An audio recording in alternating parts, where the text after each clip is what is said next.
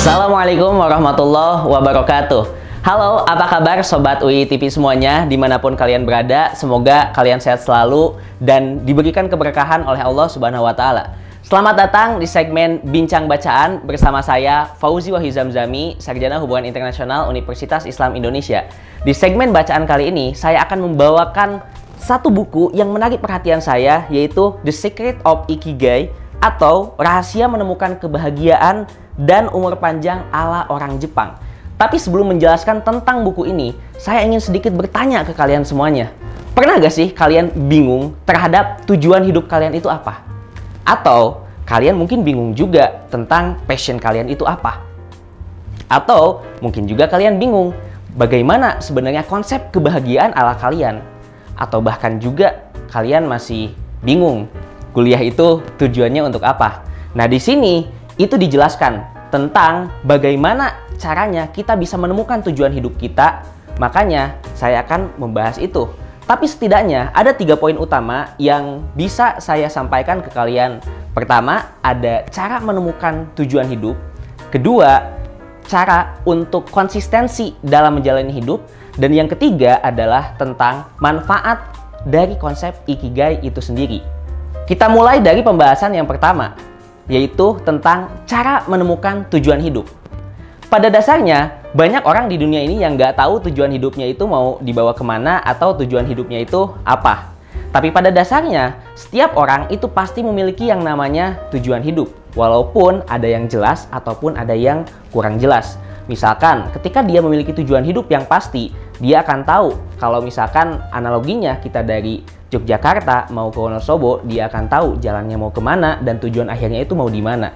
Beda cerita kalau misalkan dia itu nggak tahu tujuannya, makanya dia nggak bakal tahu akhirnya itu di mana dan jalannya itu kemana. Pada dasarnya, orang Jepang pun demikian.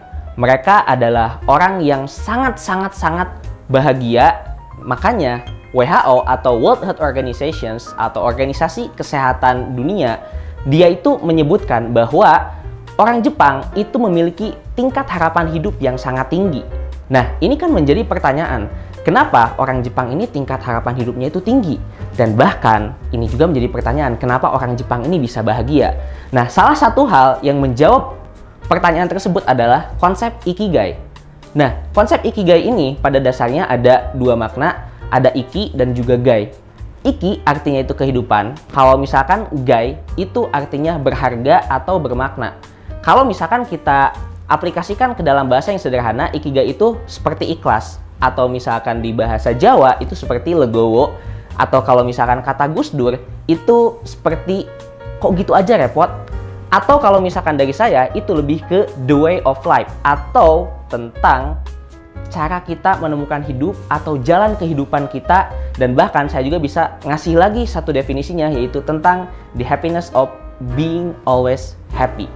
Nah, dari hal tersebut kita bisa belajar tentang Ikigai itu dari 4 prinsip utamanya. Pertama, tentang what you love atau apa yang kalian suka. Nah, di sini kalian bisa cari kalian itu sukanya apa. Misalkan ada yang suka mancing, ada yang suka membaca buku, ada yang suka olahraga, ada yang suka menulis. Kalian perdalami hal itu. Kedua, ada what the world needs atau apa yang dunia butuhkan. Kalian harus tahu dulu, dunia ini tuh butuh apa. Khususnya, dunia dekat orang-orang kalian. Nah, makanya kalian harus bisa cari tahu dan kalian harus paham tentang kebutuhan orang di sekitar mereka itu apa. Ketiga, tentang what you are good at. Kalian itu bagusnya di mana. Nah, kalau misalkan kalian merasa hal yang kalian sukai, itu kalian bagus dan juga kalian kuasai, itu good. Tapi beda cerita, kalau misalkan kalian itu suka sesuatu, tapi kalian tidak menguasai itu beda cerita. Nah, selanjutnya ada what you can be paid for, atau timbal balik apa yang kalian dapatkan. Kalau misalkan kalian kenal salah satu ilmuwan, ada namanya Aristoteles. Apa yang membuat dia itu bisa menjadi kaya sekarang? Itu salah satunya adalah karena dia meneliti banyak dan yang bermanfaat bagi banyak orang. Nah, disinilah kita bisa memahami Ikigai itu sendiri dari 4 prinsip utamanya. Yang kita harus juga pahami ada 4 elemen utama dari Ikigai, yaitu pertama ada mission, ada vocation, ada profession, dan ada passion. Nah, di sini kalian harus memahami 4 elemen itu. Pertama ada mission, kalian harus tahu tujuan hidup kalian itu apa dan yang jelas. Yang kedua, ada passion, kalian harus tahu kalian itu passionate-nya di bidang apa, kalian menguasainya itu bidang apa. Yang ketiga, ada profession. Ketika kalian memiliki sebuah profesi, kalian harus enjoy dengan profesi itu dan carilah profesi yang membuat kalian itu bahagia. Dan yang terakhir ada vocation. Nah, dalam kerjaan itu kita pasti harus yang namanya kerja keras, kita akan dihadapkan dengan banting tulang, kita akan dihadapkan dengan kesedihan, keterpurukan, dan kalian harus terbiasa dengan hal-hal itu supaya kalian bisa bahagia nantinya. Kita lanjut ke pembahasan yang kedua, yaitu ada konsistensi dalam hidup. Pada dasarnya, untuk mencapai kebahagiaan yang hakiki, kita harus mengaplikasikan yang namanya konsistensi dalam hidup. Dengan kita konsisten, maka kita akan lebih mudah hidupnya dan kita akan lebih bahagia dan hidup kita juga itu akan lebih terarah. Untuk mencapai konsistensi ini, ada 4 hal utama yang dalam buku ini dijelaskan begitu detail.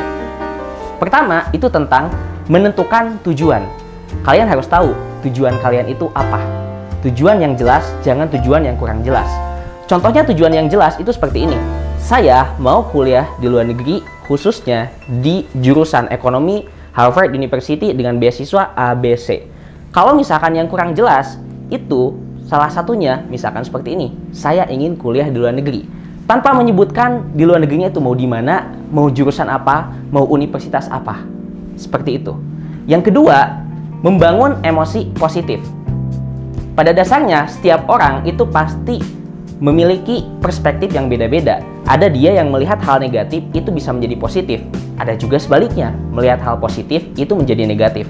Di buku ini dijelaskan kalau misalkan kita ingin menjadi bahagia, kita ingin membuat hidup kita itu lebih berkualitas, kita harus melihat sesuatu dari sisi positifnya dan kita harus bisa mengendalikan emosi negatifnya. Ketiga, menghindari prasangka. Nah, di sini maksudnya ini, prasangka itu adalah prasangka yang baik ataupun buruk. Kita harus bisa melihat manusia itu dari hitam putihnya terlebih dahulu supaya kita bisa kerjasama dengan dia. Karena kalau misalkan sedikit kita tuh menganggap manusia itu buruk dan kita berprasangka buruk terhadap manusia itu, makanya suatu kerjasama mungkin tidak akan bisa dijalankan. Dan buku ini mengajarkan kita untuk menghilangkan prasangka supaya kita bisa konsistensi dalam hidup kita untuk menjalani apapun itu. Keempat, menyadari identitas diri. Kita harus sadar bahwa sebenarnya identitas diri kita itu apa dan kita itu siapa. Dengan kita sadar passion kita apa, kita siapa, kita jagonya di bidang apa, kita bisanya ngapain, itu akan membuat kita lebih konsisten dalam hidup. Misalkan kalian sebagai mahasiswa, di semester pertama kuliah kalian menyadari bahwa kalian jago nulis. Dan ketika kalian konsisten untuk menulis, maka kalian akan mendapatkan hasil dari tulisan-tulisan itu. Entah kalian menjadi penulis ternama, atau kalian mendapat penghasilan, dan lain sebagainya. Itu cara menentukan konsistensi hidup berdasarkan buku ini. Lanjut ke pembahasan yang ketiga, yaitu tentang manfaat Ikigai. Pada dasarnya, manfaat Ikigai itu banyak sekali, baik yang dicantumkan dalam buku ini, atau yang tidak dicantumkan dalam buku ini. Tapi pada dasarnya dalam buku ini itu ada 8 hal utama yang memberikan manfaat ketika kita itu mengaplikasikan konsep yang namanya Ikigai. Tapi di sini saya ingin menjelaskan 4 hal utama saja ke teman-teman semuanya yang menurut saya ini sangat krusial. Yang pertama itu adalah tentang bahagia. Ketika kita menerapkan konsep Ikigai, maka hidup kita akan jauh lebih bahagia dan kita akan jauh lebih bermakna. Makanya ada salah satu negara namanya Finlandia yang dia itu diklaim oleh PBB bahwa merupakan salah satu negara yang tingkat kebahagiaannya tuh tertinggi. Nah, di sini kan menjadi pertanyaan juga sama ketika Jepang tadi. Apakah Finlandia ini sama kayak Jepang atau misalkan enggak? Tapi hal yang membuat Finlandia diklaim seperti itu oleh PBB itu salah satu alasannya karena tata cara atau tata krama warga negaranya yang bisa ikhlas atau bisa menghargai apa yang mereka punya. Misalkan ketika di suatu negara itu ada warga negaranya Finlandia ini yang dia itu memang lebih suka menggunakan transportasi umum dibandingkan transportasi pribadi. Nah, ini bisa menjadi salah satu cara untuk ikhlas juga. Kedua, kreatif dan inovatif. Dengan kalian mengaplikasikan Ikigai, maka kalian bisa kreatif dan juga inovatif. Ketiga, agen perubahan. Kalau misalkan kalian mengaplikasikan Ikigai dan kalian masih mahasiswa, itu biasanya mahasiswa dituntut untuk menjadi agen perubahan. Dan kalian bisa merubah sesuatu itu menjadi lebih baik dari sebelumnya. Karena pada dasarnya, keabadian yang hakiki itu ada di sebuah perubahan. Atau tidak ada yang bisa diubah di dunia ini kecuali perubahan itu sendiri. Jadi teman-teman harus bisa menjadi agen perubahan di sana. Keempat, self-driving. Untuk bisa self-driving ini ada 4 hal yang bisa teman-teman lakukan. Yang pertama ada inisiatif ketika teman-teman melihat suatu kekurangan langsung jadikan kelebihan. Kedua, melayani. Teman-teman bisa melayani sesama, bisa membantu sesama juga. 3, navigasi. Teman-teman harus bisa melihat teman-teman itu mau dibawa kemana hidupnya dan teman-teman harus punya mapping. Terakhir adalah bertanggung jawab untuk pilihan teman-teman sendiri. Kalau misalkan teman-teman sudah kuliah, berarti teman-teman harus bertanggung jawab terhadap pilihan teman-teman dan kuliahlah sampai teman-teman lulus. Oke, terima kasih banyak buat teman-teman semuanya yang udah nonton, dan mohon maaf kalau misalkan masih banyak kekurangan. Dan kalau misalkan kalian mau baca buku ini, silahkan baca buku ini lagi supaya dapat perspektif lain dan dapat penjelasan lebih dalam lagi. Kalau misalkan kalian mendapatkan perspektif lain, coba deh komen di kolom komentar biar diskusinya lebih seru. Dan jangan lupa juga untuk like, comment, share, dan juga subscribe channel ini supaya makin berkembang. Dan kalau misalkan dari kalian ada saran untuk buku apa lagi yang mau dibahas, silahkan komen juga di kolom komentar. Terima kasih banyak buat teman-teman semuanya. See you next time. Goodbye. Assalamualaikum warahmatullahi wabarakatuh.